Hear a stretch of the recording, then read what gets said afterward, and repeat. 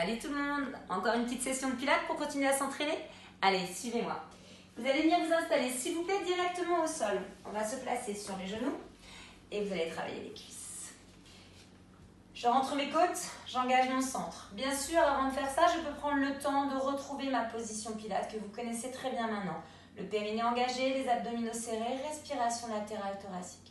Une fois que vous êtes prêts, vous allez inspirer et sur l'expire, vous allez laisser partir en arrière. Attention, ce ne sont pas mes fesses qui descendent, sinon je ne sens pas mes cuisses et surtout pas mon dos, sinon je fais trop mal à mes lombaires. Je rentre mes côtes, j'engage mon centre, je vais chercher loin. Vous allez tout de suite sentir vos cuisses travailler, ce sera parfait. Vous inspirez, vous revenez. Ne respirez pas trop vite, il y en a 10. Quand tu as terminé tes 10, tu passes directement à plat ventre. Les deux mains sous le front. J'engage bien sûr mon ventre, je décolle. Mes deux jambes, je serre mes fessiers. Tu peux venir te placer en pilate position. Les deux talons se rapprochent l'un de l'autre. Et tu fais des petits ciseaux. 5 ciseaux, tu inspires, pied pointé. 5 ciseaux, tu expires, pied flex. Inspire, pied pointé. Serre bien ton ventre, détends le haut de ton corps. Expire, pied flex. On fait 5 fois le tout. Puis tu repars tout doucement en arrière. Tu prends le temps de récupérer quelques secondes en relâchant ton dos. Quand tu as la respiration latérale, thoracique, détends juste. Tu te redresses et c'est reparti encore pour 1, 2, peut-être 3 séries de plus de jambes et fessiers au sol. Quand vous avez terminé, vous faites demi-tour. Vous attrapez vos genoux, rolling like a ball classique, juste pour détendre un petit peu votre colonne vertébrale. N'oubliez pas d'expirer quand vous revenez en équilibre fessier. On essaye de ne pas reposer ses orteils au sol. Inspirez, expirez, revenez. Quand vous avez terminé, vous relâchez sur le dos et vous allez venir pivoter.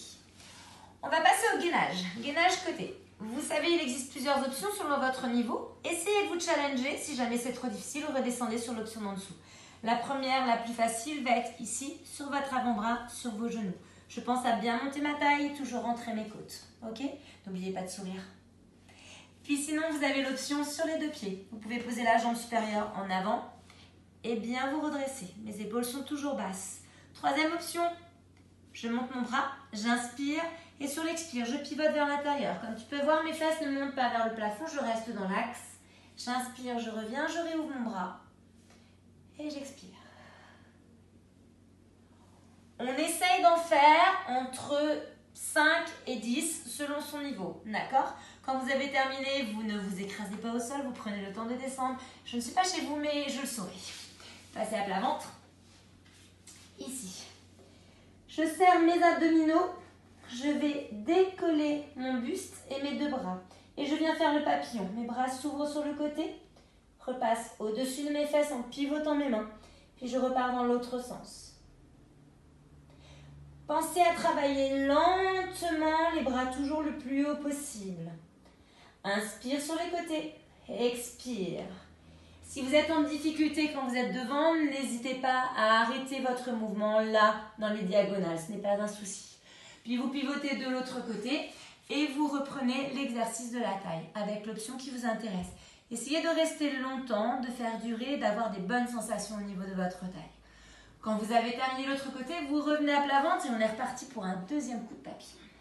Les bras bien décollés. Je repars, je travaille toujours lentement.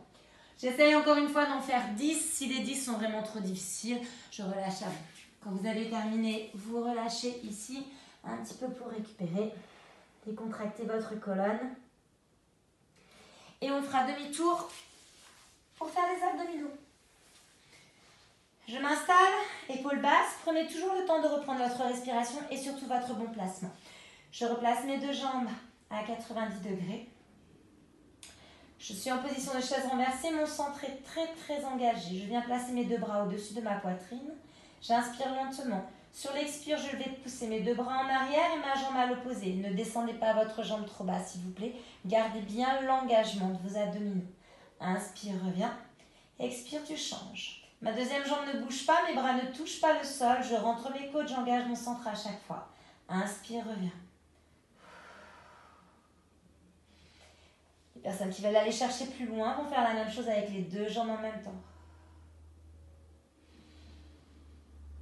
Vous faites ça une dizaine de fois. Quand vous avez terminé, vous relâchez. Si c'était facile pour vous, n'hésitez pas à une deuxième, voire peut-être une troisième série. Jamais vous ne devez avoir mal au dos, d'accord? Sentez seulement vos abdominaux qui travaillent et n'hésitez pas à remonter vos jambes si c'est trop difficile.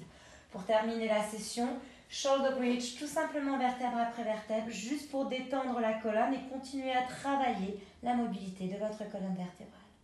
Je vous remercie beaucoup, j'espère que ça vous a plu et à très bientôt.